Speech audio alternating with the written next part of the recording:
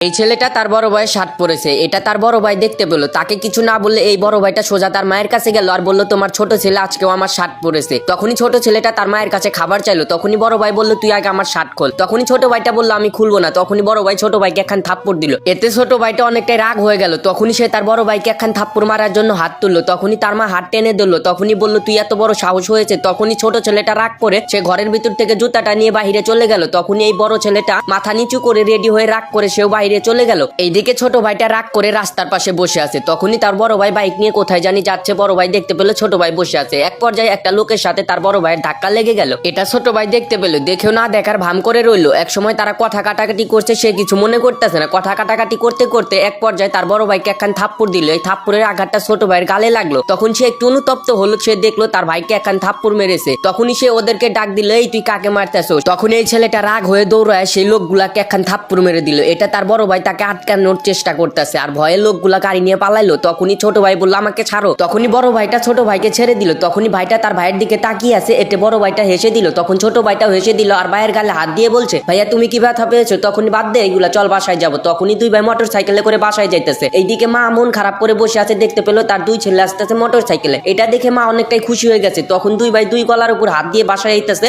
তখনই মা তাদের সামনে আসলো। তখনই দুই ছেলে বললো মা তুমিও আসো, একসাথে যায় ভাত খাবো। তখনই মা তাদের দুইজনের মাঝখানে গলায় ধরে রুমে যাইতেছে। সত্যি বলতে ভাই বোনের সম্পর্কে মাঝে মধ্যে এমনই হয়, ঝগড়া লাগে আবার মিল হয়ে যায়। ভিডিওটা ভালো লাগলে শেয়ার করে সবাইকে দেখার মতো সুযোগ করে দেবেন।